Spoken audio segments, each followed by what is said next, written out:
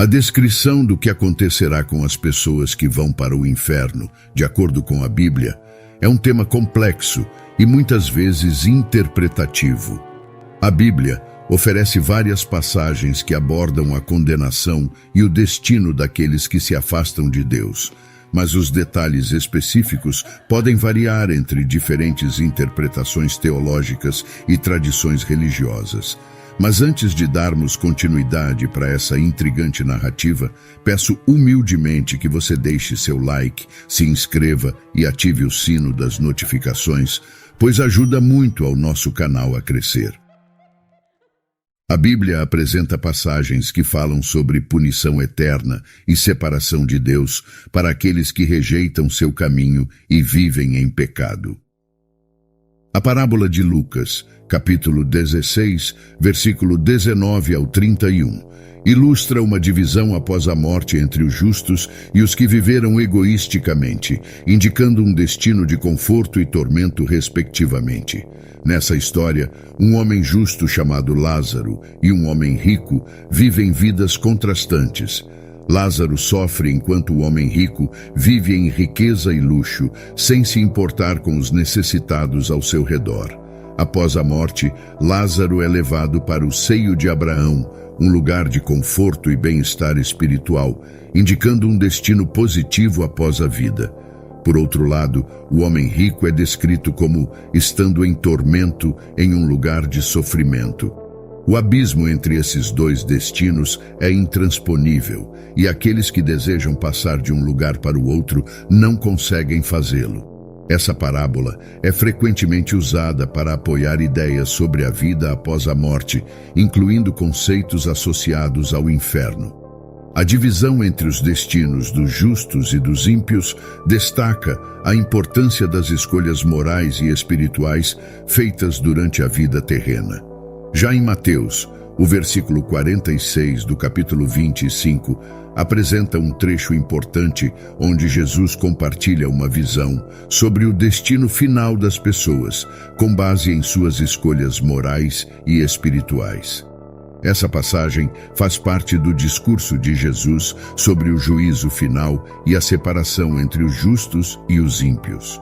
O versículo em questão diz assim: "E estes irão para o castigo eterno, mas os justos para a vida eterna." Nesse versículo, Jesus está enfatizando a dualidade dos destinos após o julgamento divino. Aqueles que praticam a justiça e vivem em alinhamento com os princípios de Deus são prometidos a vida eterna, que sugere uma comunhão contínua com Deus em um estado de felicidade e realização espiritual. Por outro lado, aqueles que rejeitam a justiça e persistem em viver uma vida contrária estão destinados ao castigo eterno. Essa expressão evoca a ideia de um estado de punição contínua e separação de Deus. O trecho de Marcos, capítulo 9, versículo 43 ao 48, apresenta as palavras de Jesus, enfatizando a seriedade do pecado e suas consequências. Ele usa linguagem forte e imagens simbólicas para alertar sobre o sofrimento eterno associado ao afastamento de Deus. Jesus enfatiza a importância de renunciar ao pecado, mesmo que isso envolva sacrifício, usando a metáfora do corte da mão, do pé e do olho. A repetição da frase, onde o verme não morre e o fogo nunca se apaga, intensifica a mensagem de um tormento contínuo. Esse trecho serve como um apelo urgente para a busca de uma vida moral e espiritualmente correta, e é entendido simbolicamente por muitos como uma advertência sobre as consequências das escolhas erradas. O livro de Apocalipse é parte do último livro da Bíblia e é conhecido por conter visões apocalípticas e simbólicas reveladas a João. O versículo 11 do capítulo 14 apresenta uma das passagens que abordam o tema do destino final daqueles que se afastam de Deus. O versículo em questão diz o seguinte: "A fumaça do seu tormento sobe para todo o sempre. Não há repouso, nem de dia nem de noite, para os que adoram a besta e a sua imagem, ou para quem recebe a marca do seu nome." Essa passagem é uma descrição simbólica do destino dos que seguem o caminho oposto ao divino, aderindo a práticas ou crenças contrárias. A imagem da fumaça do tormento subindo perpetuamente sugere uma ideia de sofrimento eterno.